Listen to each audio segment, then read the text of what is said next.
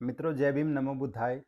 बाबा साहब डॉक्टर आम्बेडकर द्वारा लिखे गए बुद्ध और उनका धम्म ग्रंथ के वाचन की श्रृंखला में आज हम पढ़ रहे हैं इसके दूसरे भाग को, जिसमें हम असित मुनि की भविष्यवाणी के बारे में बात करेंगे। बाबा साहब लिखते हैं, जिस समय बालक का जन्म हुआ उस वक्त हिमालय में असित नाम के एक बड़े मुनि रहते थे।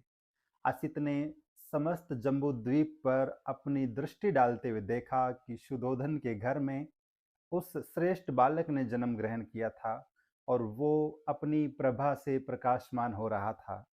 उसके जन्म पर सभी रोमांचित हो रहे थे, इसलिए वह महान मुनि असित अपने भांजे नरदत्त के साथ उठ खड़े हुए और चलकर राजा शुद्धोधन के घर आए और उनके महल के द्वार पर आकर खड़े हो गए। अब असित मुनि ने देखा कि शुद्धोधन के द्वार पर लाखों आदमी एकत्र हो रखे थे। वो द्वारपाल के पास गए और बोले, हे पुरुष, जाओ और राजा को सूचना दो कि द्वार पर एक मुनि खड़े हैं। तब तब द्वारपाल राजा के पास गया और हाथ जोड़कर बोला, राजन, द्वार पर बहुत ज्यादा आयु के एक वृद्ध मुनि खड़े हैं और आपसे भेंट करने के इच्छुक है। राजा ने असित मुनि के बैठने के लिए उचित आसन की व्यवस्था की और द्वारपाल से कहा, मुनि को अंदर आने दो। महल के बाहर आकर द्वारपाल ने असित से कहा, मुनिवर, कृपया आप अंदर पधारिए। असित मुनि तब राजा के पास आए और उनके सामने खड़े हो गए। वह बोले, राजन, आपकी जय हो। महाराज, आपकी जय हो। आप चिरकाल तक जीवित रहें और अपने राज्य पर धर्म के अनुसार शासन करते रहें। तब शुद्धोधन ने आदरपूर्वक असित मुनि के चरणों में प्रणाम किया और उन्हें बैठने के लिए आसन दिया।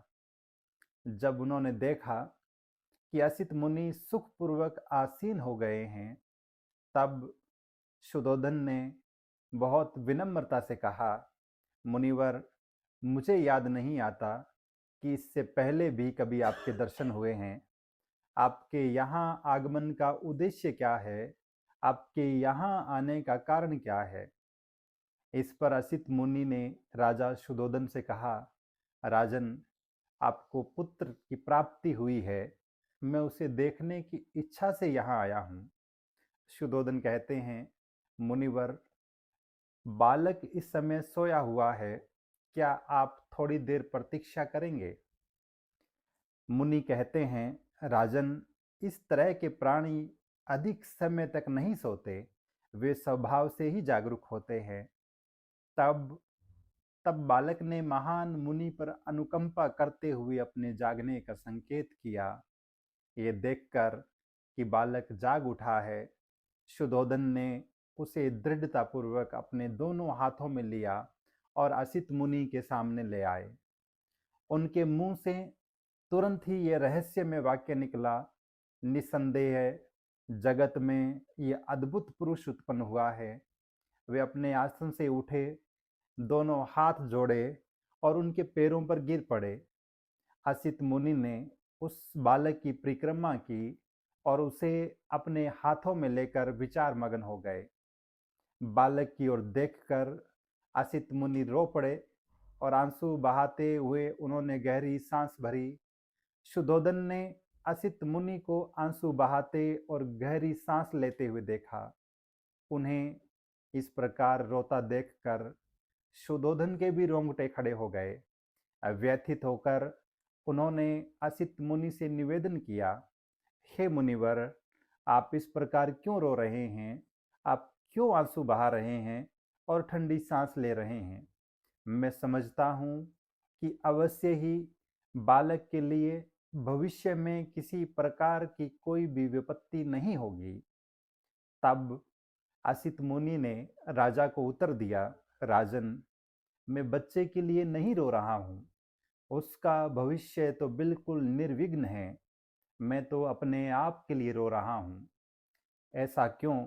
शुद्धोधन ने पूछा।